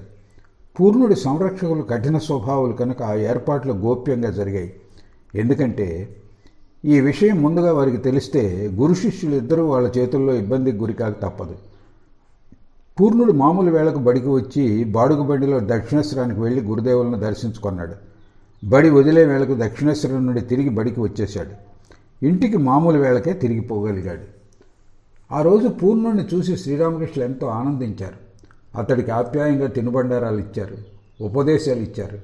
అతడు తిరిగి వెళ్ళిపోయేటప్పుడు అవకాశం ఉన్నప్పుడల్లా ఇక్కడికి వస్తూ ఉండు, బండిలోనే రా, బండిబాడుగా ఇక్కడ ఇచ్చేటట్లు ఏర్పాటు జరుగుతుంది అని అతడితో చెప్పారు. ఆ తర్వాత ఆయన మాతో ఇలా చెప్పారు: పూర్ణుడు నారాయణాంశ సంభూతుడు, సత్వగుణ సంపన్నుడైన సాధకుడు. ఈ రకంగా చూసినప్పుడు నరేంద్రుని తర్వాత స్థానం ఇతడిదే. పూర్ణుడి రాకతో ఇంతకు మునుపు దివ్య దర్శనాల్లో నేను చూసిన భక్తులందరూ వచ్చినట్లే. కాబట్టి భవిష్యత్తులో ఆ కోవకు చెందిన వ్యక్తులు ఇక రారు. శ్రీరామకృష్ణులను దర్శించుకున్న తర్వాత పూర్ణుల్లో నాడు అసాధారణమైన మానసిక పరిణామం జనించింది. శ్రీరామకృష్ణులతోడి గత జన్మల స్మృతి అతడిలో జాగృతమైంది. దాంతో అతడు అంతర్ముఖుడైనాడు. అతడి కళ్ళ వెంట ఆనందాశ్రువులు ధారలు కట్టాయి. సంరక్షకుల భయంతో ఎంతో కష్టం మీద తన్ను అదుపులో ఉంచుకొని ఆ రోజు ఇంటికి తిరిగి వెళ్ళాడు. ఆనాటి నుండి పూర్ణుడిని తరచూ చూసి అతడికి స్వయంగా తినిపించాలనే ఆరాటం శ్రీరామకృష్ణులలో తీవ్రం కాసాగింది. అవకాశం దొరికినప్పుడల్లా అతడికి రకరకాల తినుబండారాలను పంపించేవారు. ఆ తినుబండారాలు తీసుకువెళ్ళి పూర్ణుడికి ఇచ్చే వ్యక్తితో ఎవరికీ తెలియకుండా ఇచ్చిరమ్మనేవారు. ఆ విషయం ఇంట్లో తెలియవస్తే అతన్ని ఇంట్లో బాధిస్తారని తెలిసే అలా గోప్యంగా శ్రీరామకృష్ణులు ఇవ్వమనేవారు. పూర్ణుడిని చూడాలనే ఆరాటంలో శ్రీరామకృష్ణ కళ్ళ వెంట ఎడతెగని అశ్రువులు స్రవించడం మేము అనేక సందర్భాల్లో చూశాం. ఆయన ప్రవర్తనకు మేము ఆశ్చర్యపోవడం చూసి ఆయన ఒకరోజు మాతో ఇలా చెప్పారు: పూర్ణుడి పట్ల నేను ఇలా ఆకర్షితున్నవడం చూసి మీరు ఆశ్చర్యపోతున్నారు, కానీ నరేన్ను ప్రప్రథమంగా చూసినప్పుడు నేను అనుభవించిన తపన, ఆ సందర్భంలో నేను పడ్డ ఆరాటం మీరు చూసి ఉంటే మీరు ఎలా స్పందించేవారో నేను ఊహించుకోలేను. పూర్ణుని చూడాలని ఆరాటం మరింత తీవ్రమైనప్పుడు ఆయన ఆ రోజు మధ్యాహ్నం బాగ్బజార్లోని బలరాం బాబు ఇంటికో లేదా ఆ ప్రాంతంలోని మరొక భక్తుని ఇంటికో వెళ్ళేవారు. తర్వాత బడికి కబురు పంపి పూర్ణుని తమ వద్దకు పిలిపించుకునేవారు. పూర్ణుడు రెండవసారి శ్రీరామకృష్ణులను ఈ విధంగానే దర్శించాడు. అతడు ఆ రోజంతా తన్మయత్వంలో మునిగిపోయాడు. ఆ సందర్భంలో శ్రీరామకృష్ణులు అతడికి కన్నతల్లిలా స్వయంగా తమ చేతులతో తినిపించారు. పిదప, సరే, నా గురించి నువ్వేమనుకుంటున్నావు, నేనెవరిని అని అతడిని ప్రశ్నించారు. అసాధారణ హృదయ ప్రేరణకు భక్తి జోడవుగా పులకాంకితుడైన పూర్ణుడు, సాక్షాత్తు ఆ దేవుడే మీరు అని జవాబిచ్చాడు.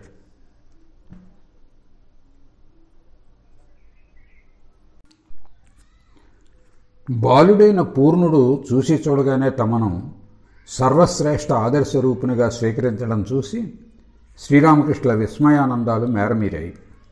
హృదయపూర్వకంగా పూర్ణుణ్ణి ఆశీర్వదించి మహాశక్తివంతమైన మంత్రంతో దీక్షను వసగారు.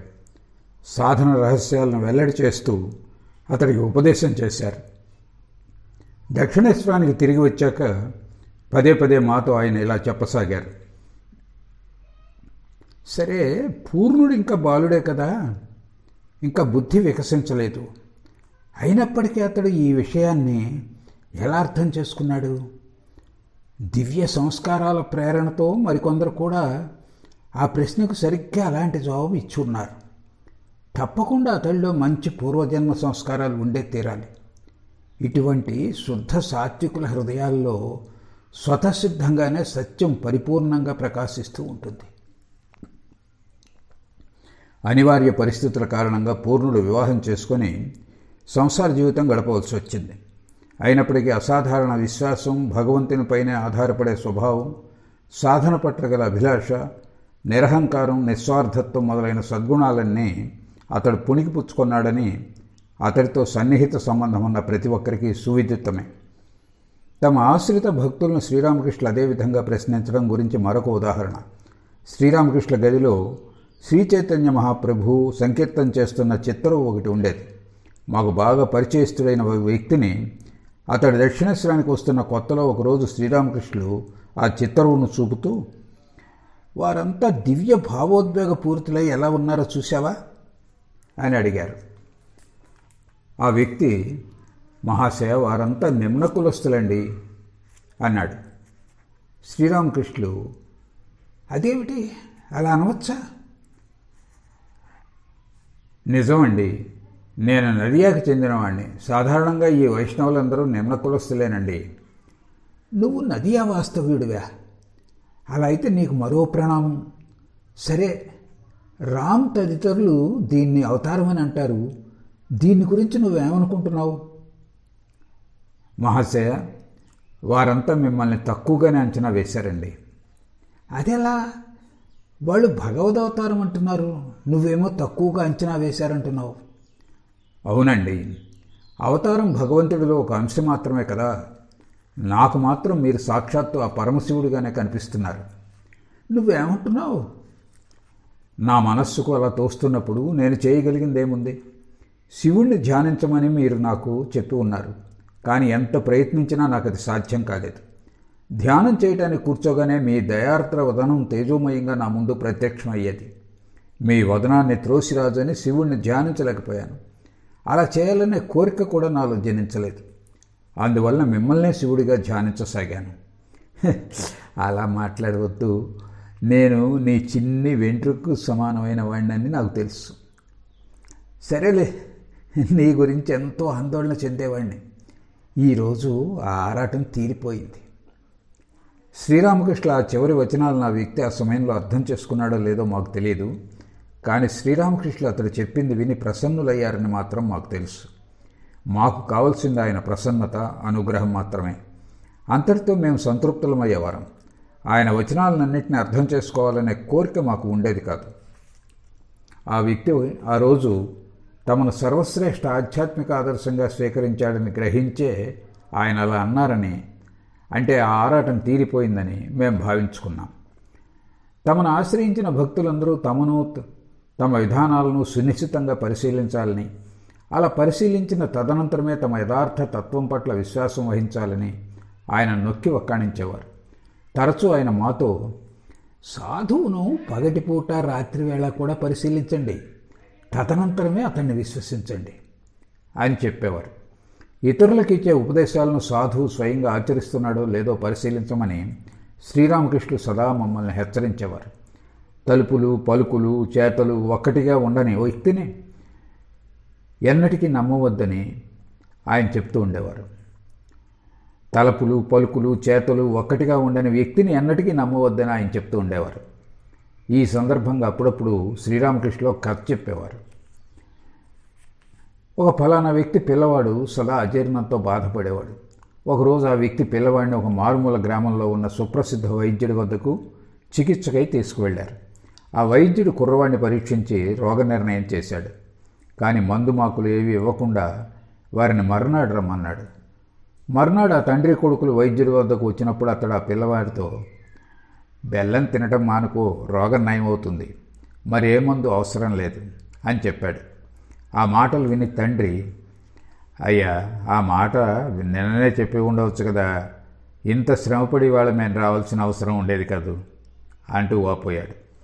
అందుకు ఆ వైద్యుడు ఇలా జవాబు ఇచ్చాడు, నిన్న ఇక్కడ కొన్ని బెల్లపు జాడీలు ఉండడం నువ్వు చూసావు కదా, కుర్రవాడికి బెల్లం తినవద్దని నిన్ననే చెప్పి ఉంటే ఈ వైద్యుడు చిత్రమైన వ్యక్తిలా ఉన్నాడు.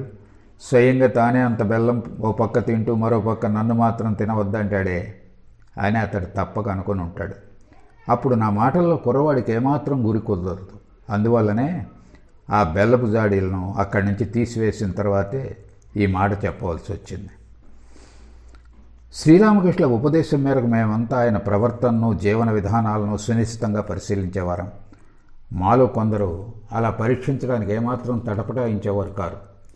మేము చిత్తశుద్ధితోనే ఆయన్ను పరీక్షిస్తున్నామని, తద్వారా మా భక్తి విశ్వాసాలు పెంపొందుతాయని తెలిసే ఆయన మా పరీక్షలకు సంతోషించినట్లు తోస్తున్నది.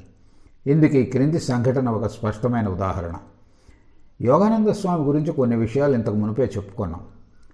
ఈ కథకు ఇతడే నాయకుడు. ఈ కథను అతడి నుండే తర్వాత మేము విన్నాం. ఈ కథను చెప్పడానికి ముందు అతడి గురించి క్లుప్తంగా పరిచయం చేయవలసింది. యోగానంద స్వామి పూర్వాశ్రమ నామధేయం యోగేంద్రనాథ్ రాయ్ చౌదరి. పేరు ప్రఖ్యాతులున్న సువర్ణ చౌదరిల వంశంలో అతడు జన్మించాడు. అతడి తండ్రి నవీన్ చంద్ర ఒకప్పుడు సంపన్నుడైన జమీందారు.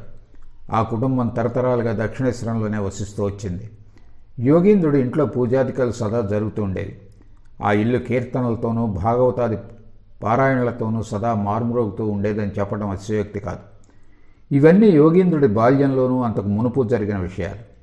తమ సాధన కాలంలో హరికథ ఆలకించడం కోసం ఆ ఇంటికి పలుమార్లు వెళ్ళినట్లు, ఆ కుటుంబ సభ్యులతో పరిచయం కూడా ఉండినట్లు శ్రీరామకృష్ణులు చెప్తూ ఉండేవారు. కానీ యోగీంద్రుడు యవ్వనంలోకి అడుగుపెట్టే సమయానికి గృహ కలహాలు తదితర కారణాల వలన ఆ కుటుంబం ఆస్తిపాస్తులన్నీ కోల్పోయి దాదాపు దారిద్ర్యావస్థకు చేరుకుంది. చిన్ననాటి నుండి యోగీంద్రుడు మృదుమధుర స్వభావాన్ని సంతరించుకున్నాడు. అసాధారణ సుగుణాలతో అతడు జన్మించాడనడం అతిశయోక్తి కాదు. చిన్ననాటి నుండే తాను ఈ ప్రపంచానికి చెందినవాడిని కానని, తన నిజమైన ఆవాసం ఇక్కడ కాదని, తన చిరపరిచిత నేస్తాలు ఇప్పటికీ ఉంటున్న ఎక్కడో సుదూరంలో ఉన్న నక్షత్ర మండలంలో ఉందని అతడు సదా భావిస్తూ ఉండేవాడు. అతడు కోపగించుకోవటం మేము ఎన్నడూ చూడలేదు. కామాన్ని సంపూర్ణంగా జయించినవాడు మనలో ఎవరైనా ఉన్నాడంటే అతడు యోగీంద్రుడు ఒక్కడే అని వివేకానంద స్వామి తరచూ వర్చిస్తూ ఉండేవాడు. ఎవరంటే వారిని బోళాగా నమ్మే అతడి సరళత్వాన్ని తొలగింప శ్రీరామకృష్ణులు అప్పుడప్పుడు చీవాట్లు పెట్టినప్పటికీ యోగీంద్రుడు మూర్ఖుడు మాత్రం కాదు. తన కర్తవ్యాలను ప్రశాంతంగా చేసుకుపోతూ ఉన్నప్పటికీ లోకుల చేతలను పరిశీలిస్తూనే ఉండేవాడు. వారి గురించి అతడికి ఏర్పడ్డ నిర్ణయాలు ఎన్నటికీ సత్యదూరమయ్యేవి కావు. ఇది తన తెలివితేటల పట్ల ఒక రకమైన గర్వాన్ని అతడిలో కలిగించింది. దక్షిణేశ్వర వాస్తవ్యుడు కావడం వలన యుక్త వయస్కుడు కాకమునిపై యోగేంద్రుడికి శ్రీరామకృష్ణులను దర్శించే భాగ్యం కలిగింది. మొట్టమొదటి పరిచయంలోనే యోగేంద్రుడిని చూసి శ్రీరామకృష్ణులు సంతోషంతో పొంగిపోయారు. ఆధ్యాత్మిక జ్ఞానోదయం కోసం తమ వద్దకు వస్తారని చాలా కాలం క్రితమే జగజ్జనని దైవ దర్శనాల్లో చూపించిన భక్తుల్లో యోగిని కూడా ఒకడైనా ఆయన గుర్తించారు. అంతేకాదు, అతడు తమ వద్దకు వచ్చిన కొద్ది కాలంలోనే జగజ్జనని అనుగ్రహంతో ఈశ్వరకోట్లైన 6గురిలో యోగిని ఒకడని శ్రీరామకృష్ణులు గ్రహించారు.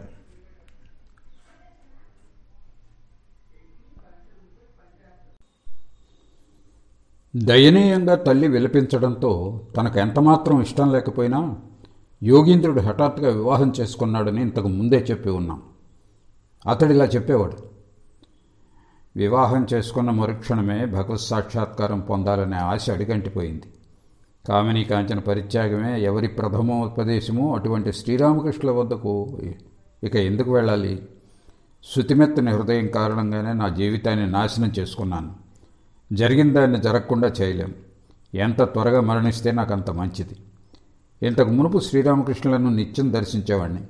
కానీ ఈ సంఘటన తర్వాత ఆయన వద్దకు వెళ్ళటం పూర్తిగా మానుకున్నాను. హతాశుడినై పశ్చాత్తాపంతో కుమిలిపోతూ రోజులు గడపసాగాను. కానీ శ్రీరామకృష్ణులు నన్ను విడిచిపెట్టలేదు. పదే పదే తమ వద్దకు రమ్మని కబురు పంపారు. ఎంతకీ నేను వెళ్ళకపోవడంతో ఆయన నన్ను రప్పించుకోవడానికి ఒక యుక్తి ప్రయోగించారు. నా వివాహానికి ముందు కాళికాలయంలోని ఒక వ్యక్తి ఏవో వస్తువులు కొనమని నాకు కొన్ని రూపాయలు ఇచ్చి ఉన్నాడు. ఆ మొత్తంలో కొన్ని అణాలు నా వద్ద మిగిలాయి. ఒక వ్యక్తి ద్వారా వస్తువులు పంపుతూ మిగిలిన పైకం త్వరలోనే పంపుతానని ఆ కాళికాలయంలోని వ్యక్తికి కబురు పంపించాను. ఈ విషయం శ్రీరామకృష్ణకు తెలుసు. కాబట్టి కోపం నటిస్తూ ఓ రోజు ఒక వ్యక్తితో నాకు ఇలా కబురు పంపారు. ఏం మనిషివయ్యా నువ్వు? మిగతా పైకం తిరిగి ఇవ్వలేదు సరికదా, ఎప్పుడు ఇస్తావో అది చెప్పి పంపలేదు. నువ్వు వస్తువుల కోసం ఖర్చు పెట్టిందెంతో తెలియజేస్తూ మిగిలింది ఇచ్చివేసి ఉండాలి. ఆ మాటలు నా ఆహాన్ని బాగా దెబ్బతీశాయి. నేను ఇలా అనుకున్నాను, సన్నిహితంగా ఇంతకాలం మెలిగిన తర్వాత కూడా శ్రీరామకృష్ణ నన్ను మోసగాడిగా భావిస్తున్నారా? సరే, ఈరోజే అక్కడికి ఎలాగోలా వెళ్ళి ఈ వ్యవహారం తేల్చుకుంటాను. ఆ తర్వాత మరెన్నడూ కాళికాలయం వైపు ముఖం కూడా తిప్పను. నేనప్పుడు నిరాశ, నిస్పృహలు, పశ్చాత్తాపం, దెబ్బతిన్న అభిమానంతో దాదాపు జీవోత్సవంలో ఉన్నాను. ఆనాటి మధ్యాహ్నం కాళికాలయానికి వెళ్ళాను. కట్టుబట్టలను చంకలో ఉంచుకొని భావపార్వశ్యంలో తమ గదికి వెలుపల నిలబడి ఉన్న శ్రీరామకృష్ణులను దూరం నుండి చూశాను. నన్ను చూడగానే గబగబా ముందుకు వచ్చి ఇలా అనసాగారు. ఓ, వివాహం చేసుకుంటే మాత్రం ఏమిటి, 1,00,000 వివాహాలు చేసుకున్నా ఇక్కడి అనుగ్రహం ఉంటే ఏ కీడు నిన్ను దరిచేరదు. సంసార జీవితం గడుపుతూ భగవత్ సాక్షాత్కారం పొందగోరితే ఒక్కసారి నీ భార్యని ఇక్కడికి తోడుకొనిరా. సంసార జీవితాన్ని పరిత్యజించి భగవంతుణ్ణి పొందగోరితే అది నీకు సాధ్యపడేలా చేస్తాను. అర్ధబాహ్య పారవశ్య స్థితిలో ఉన్న శ్రీరామకృష్ణ వచనాలతో పోయిన నా ప్రాణం మళ్ళీ తిరిగి వచ్చినట్లయింది. నా నిరాశ, నిస్పృహలు మాయమైపోయాయి. కళ్ళ వెంట అశ్రుధారులు ప్రవహిస్తుండగా ఆయన పాదాల మ్రోల వాలిపోయాను. ఆయన కూడా ఎంతో ఆప్యాయంగా నా చేయి పుచ్చుకొని గదిలోకి దారితీశారు. బాకీ పైకం సంగతి ప్రస్తావించబోయాను, కానీ ఆయన ఆ మాటే వినిపించుకోలేదు. సర్వసంగ పరిత్యాగం చేసే సన్యాసికి ఉండే సంస్కారాలతోనే యోగీంద్రుడు జన్మించాడు.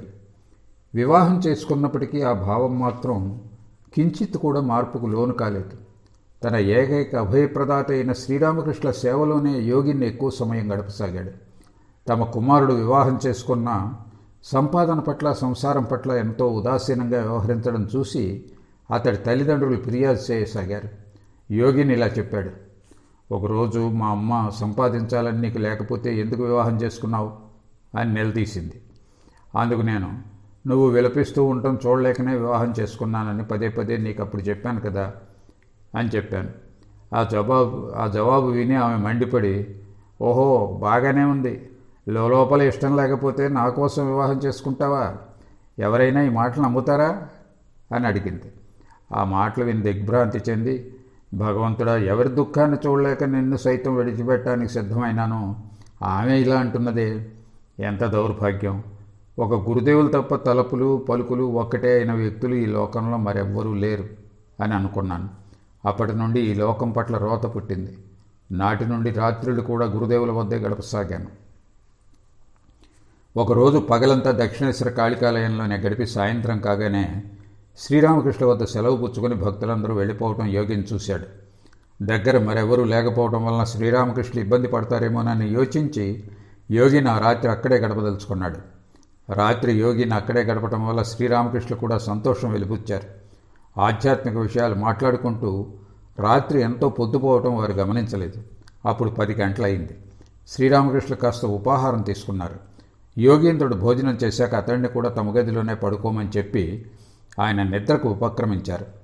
అర్ధరాత్రి దాటాక ఆయన బహిర్భూమికి పోవాల్సి వచ్చింది. యోగిని వైపు చూస్తే అతడు గాఢ నిద్రలో ఉన్నాడు. నిద్ర లేపితే ఇబ్బంది పడతాడేమోనని ఆయనే ఒంటరిగానే పంచవటి మీదుగా దేవదారు తోపు వైపుకు బయలుదేరారు. జీవితాంతం యోగిని ఎంతో తక్కువ సమయం నిద్రించేవాడు. ఆ రోజు శ్రీరామకృష్ణ గదిలో నుండి బయటకు వెళ్ళిన కాసేపటికే యోగినికి మెలకు వచ్చింది. లేచి చూస్తే గది తలుపులు తెరిచి ఉన్నాయి. శ్రీరామకృష్ణ మంచం మీద లేరు. ఇంత రాత్రివేళ ఆయన ఎక్కడికి వెళ్ళారా అని ఆశ్చర్యంతో తలమునకలయ్యాడు. ఆయన శౌచాదుల నిమిత్తం వాడే చెంబు మొదలైనవన్నీ అక్కడే ఉన్నాయి. బహుశా ఆయన ఆరుబయట పచారులు చేస్తున్నారేమోనని యోగిని అనుకున్నాడు. అప్పుడు అతడి మనసులో భయంకరమైన అనుమానం చెలరేగింది. అయితే శ్రీరామకృష్ణుని అహబత్తులో నివసిస్తున్న తమ భార్య వద్దకు వెళ్ళారా? ఈయన కూడా చెప్పేదొకటి చేసి మరొకటి కోవకు చెందుతారా? యోగేంద్ర ఇలా చెప్పాడు. అలాంటి ఆలోచన మదిలో మెదలగానే నాలో అనుమానం, భయం తదితర భావనలు చెలరేగాయి. ఎంత అనుచితమైన నిజాన్ని తెలుసుకోవాలని నిశ్చయించుకున్నాను. తర్వాత నేను దగ్గరలోనే ఒక చోట నిలబడి నహబత్ తలుపు వైపు చూడసాగాను. కొన్ని నిమిషాలు అలా నిలబడ్డానో లేదో పంచవటి నుండి ఎవరో నడిచి వస్తున్న చెప్పుల సవడి వినవచ్చింది. కాసేపట్లో శ్రీరామకృష్ణ నా ముందుకు వచ్చారు. ఓ, ఇక్కడ నిలబడి ఉందా నువ్వు? ఇక్కడ నిలబడి ఉంది నువ్వా అని ఆప్యాయంగా నన్ను పలకరించారు. ఆయన గురించి అలా అనుమానించినందుకు సిగ్గుతో చచ్చిపోయాను. తల పైకెత్తలేకపోయాను. నోట మాట పెగలలేదు. నా ముఖం చూసి ఆయన అంత అర్థం చేసుకున్నారు. అయినా తప్పు పట్టక నన్ను అనునయిస్తూ, భేష్, మంచిదే, సాధువును పగటిపూట పరిశీలించు, రాత్రి పరిశీలించు, ఆ తర్వాతే విశ్వసించు అని అన్నారు. అలా అంటూ తమతో రమ్మని చెప్పి తమ గదికి దారితీశారు. అనుమాన పిశాచం వాతపడి ఎంత పెద్ద అపరాధం చేశానో కదా అనే ఆలోచనతో ఆ రాత్రి నాకిక నిద్ర పట్టలేదు. యోగానంద స్వామి అలా చేసిన అపరాధానికి పూర్తి ప్రాయశ్చిత్తమే చేశాడు. అతడు సంపూర్ణంగా గురుదేవుల పాదపద్మాలకు తనను ఆత్మసమర్పణ చేసుకున్నాడు. తన జీవితాన్నంతా ముందుగా శ్రీరామకృష్ణ సేవకు, ఆయన మహాసమాధి అనంతరం మాతృదేవి సేవకు అర్పించాడు. తీవ్ర వైరాగ్య సంపన్నుడు, భక్తి జ్ఞానాలను సమానంగా సంతరించుకున్నవాడు, సమాజావస్థలు పొందినవాడు అయిన యోగీంద్రుడి వంటి యోగి తారసపడటం ఎంతో అరుదు. అతడు 1899 సంవత్సరం భౌతిక కాయాన్ని వీడి పరమపదంలో లీనమైపోయాడు. నరేంద్రుడు దక్షిణేశ్వరానికి వస్తున్నప్పటి నుండి శ్రీరామకృష్ణులు అతడి చేతలను అన్నింటినీ పరిశీలించేవారిని ఇంతకుముందే చెప్పుకున్నాం. ఆ పరిశీలనల పర్యవసానంగా ధైర్యం, సాహసం, ఆత్మసంయమం, ధార్మికత పట్ల అభిలాష, ఏ సత్కార్యానికైనా ఆత్మత్యాగం చేయటం మొదలైన సద్గుణాలన్నీ నరేంద్రుడిలో స్వాభావికంగానే ప్రదీప్తమవుతున్నాయని ఆయన గ్రహించారు. శుభ సంస్కారాలు అతడిలో ఎంత దృఢంగా పాతుకుపోయి ఉన్నాయంటే ఏ విపరీత పరిస్థితుల్లోనూ లేదా ఎలాంటి ప్రలోభంలోనూ ఇతరులలా అతడు ఎలాంటి నిమ్న కార్యానికి ఒడిగట్టలేడని కూడా శ్రీరామకృష్ణులు తెలుసుకోగలిగారు. ఇక నరేంద్రుడి సత్యనిష్టను గురించి చెప్పపనిలేదు. కఠోరమైన అతడి సత్యనిష్టను గమనించి శ్రీరామకృష్ణులు ఎంత ముగ్ధులైనారంటే నరేంద్రుడి మాటలను ఆయన అక్షరాలను నమ్మేవారు. అంతేకాదు, నిజం తప్ప పొరపాటుగానైనా నరేంద్రుడి నోట అసత్యం వెలువడదని, యాదృచ్ఛికంగా అతడి మనస్సులో మెదలే ఆలోచనలన్నీ నిజమై తీరుతాయని ఆయనకు ప్రగాఢ విశ్వాసం కుదిరింది. కాబట్టే ఆయన నరేంద్రుడిని సదా సత్యం విషయంలో ప్రోత్సహిస్తూ ఇలా చెప్పేవారు. త్రికరణ శుద్ధిగా ఎవరు ఎప్పుడు సత్యాన్నే అనుష్ఠిస్తూ ఉంటాడో అతడు తప్పక సత్యస్వరూపుడైన భగవంతుని సాక్షాత్కారం పొందగలడు. 12 సంవత్సరాలు త్రికరణ శుద్ధిగా సత్యవ్రతాన్ని పాటించే వ్యక్తి సత్య సంకల్పుడవుతాడు. నరేంద్రుని సత్యనిష్ట పట్ల శ్రీరామకృష్ణులకు ఏర్పడ్డ ప్రగాఢ విశ్వాసం గురించి ఒక తమాషా సంఘటన మాకు గుర్తుకొస్తున్నది. ఒకరోజు మాటల సందర్భంలో శ్రీరామకృష్ణులు భక్తుడి నైజాన్ని చాతక పక్షితో పోల్చుతూ ఇలా అన్నారు. చాతక పక్షి దప్పిక తీర్చుకోవడం కోసం సదా వర్షపు నీటిగా ఎదురు చూస్తూ ఉంటుంది. అట్లే భక్తుడు కూడా తన హృదయ ఆవేదనను, సర్వకామనలను తొలగింప సదా ఒక్క భగవంతుడిపై మాత్రమే ఆధారపడి ఉంటాడు. నరేంద్రుడు అప్పుడు అక్కడే కూర్చుని ఉన్నాడు. హఠాత్తుగా అతడు, మహాశయ, చాతక పక్షి వర్షపు నీటిని తప్ప మరే నీటిని త్రాగదనే లోకోక్తిలో నిజం లేదు. ఇతర పక్షుల్లా అది చెరువుల, నదుల నీటిని త్రాగుతుంది. ఒక చాతక పక్షి అలా త్రాగడం కళ్ళారా చూశాను అని అన్నాడు. అందుకు శ్రీరామకృష్ణులు, అదెలా? చాతక పక్షి ఇతర పక్షుల్లా జలాశయాల్లోని నీళ్లను త్రాగుతుందా? అటువంటప్పుడు సుదీర్ఘకాలం నా నమ్మకం అవుతుంది. నువ్వు స్వయంగా చూసావు కాబట్టి దానిని గురించి నాకు ఎలాంటి సందేహమూ లేదు అని చెప్పారు. కానీ బాలక స్వభావులైన ఆయన అలా అనడంతోనే తృప్తి చెందలేదు. చాతక పక్షిని గురించిన తన నమ్మకం అయింది కనుక తన ఇతర నమ్మకాలు అవుతాయేమోనని ఆలోచనలో పడ్డారు. అలా ఆలోచించి ఖిన్నులయ్యారు. ఇది జరిగిన కొన్ని రోజులకు నరేంద్రుడు ఒకరోజు హఠాత్తుగా శ్రీరామకృష్ణులను పిలిచి, అదిగో అక్కడ చూడండి మహాశయ, చాతక పక్షి ఎలా గంగా జలాన్ని తాగుతున్నదో చూడండి అని చెప్పాడు. శ్రీరామకృష్ణులు పరుగున వచ్చి నరేంద్రుడు చూపిన పక్షిని చూసి పకపక నవ్వారు. ఎందుకంటే అది చాతక పక్షి కాదు. మళ్ళీ నవ్వుతూ, అది గబ్బిలం. ధూర్తుడా, గబ్బిలాన్ని చూసి చేతక పక్షి నుంచి నాకెంత ఆరాటం కలిగించావు. ఇకపై నీ మాటలను ఏవీ నమ్మను అని అన్నారు. గౌరవం, శిష్టాచారం, సౌందర్య ప్రశంస మొదలైన ఉదాత్త ఉద్వేగాల ప్రేరణతో స్త్రీలను చూసినప్పుడు పురుషుల మనస్సు మెత్తబడటం సహజమే. కానీ అందుకు కారణం ఆ ఉదాత్త భావప్రేరణ కాదని సూక్ష్మమైన కామ సంస్కారాలని శాస్త్రాలు వచిస్తున్నాయి. అటువంటి సంస్కారాలు, అభివ్యక్తీకరణలు నరేంద్రుడిలో పూర్తిగా లుప్తం. అది గుర్తించి శ్రీరామకృష్ణులు ఉప్పొంగిపోయారు. స్త్రీ అందచందాలకు ఏనాడు నరేంద్రుడు ఆకర్షితుడు కాడనే ప్రగాఢ నమ్మకం శ్రీరామకృష్ణుల్లో పాదుకుంది. తరచూ భావసమాధులు పొందుతుండటం వలన మేమెంతో గౌరవం చూపే భక్తుడు ఒకడితో, అంటే అతడు నిత్యగోపాల్, కాలాంతరంలో ఇతడు జ్ఞానానంద స్వామిగా పేర్కొనబడ్డాడు. నరేంద్రుని పోలుస్తూ ఒకరోజు శ్రీరామకృష్ణ ఇలా అన్నారు: స్త్రీలు ఒలకపోసే హొయ్యల ముందు ఇతడు మైమరిచిపోతాడు. కానీ నరేంద్రుని విషయం తద్విరుద్ధం. అతన్ని నేను సునిశితంగా గమనించాను. అటువంటి పరిస్థితుల్లో ముఖం త్రిప్పేసుకొని వీళ్ళు ఎందుకు ఇక్కడున్నారు అని అంటాడు. జ్ఞానం, పుంభావం నరేంద్రునిలో అధికంగా అభివ్యక్తమై ఉన్నప్పటికీ కోమలత్వానికి, భక్తిభావానికి కొదువు లేదని అనేక సందర్భాల్లో శ్రీరామకృష్ణులు వచించడం కద్దు. నరేంద్రుడి సామాన్య చేతల ద్వారా అభివ్యక్తమయ్యే మానసిక స్థితులను, శారీరక లక్షణాలను పరిశీలించి ఆ తర్వాతే ఆయన నిర్ణయానికి వచ్చారు. నరేంద్రుని ముద్దుగొలిపే ముఖ కవళికలు పరిశీలిస్తూ ఒకరోజు శ్రీరామకృష్ణులు, శుష్క జ్ఞానం గల వ్యక్తికి ఎక్కడన్నా ఇటువంటి కళ్ళు ఉంటాయా? జ్ఞానంతో పాటు స్త్రీకి స్వాభావికమైన భక్తిభావం కూడా నీలో ఉంది. ఎవరిలో కేవలం పుంభావం మాత్రమే ఉంటుందో వారి వక్షపు మొనల చుట్టూ నలుపు మచ్చ ఉండదు. మహావీరుడైన అర్జునుడికి ఆ నలుపు మచ్చ లేదు అని నరేంద్రుడితో చెప్పటం మాకు జ్ఞాపకం. పైన ప్రస్తావించిన 4 పద్ధతుల్లోనే కాక మాకు తెలిసిన తెలియని ఇతర రీతుల్లో కూడా శ్రీరామకృష్ణులు నరేంద్రుడిని పరీక్షించారు. వాటిలో 1 లేదా 2 ముఖ్యమైన వాటిని ఇప్పుడు పాఠకులకు తెలుపనున్నాం.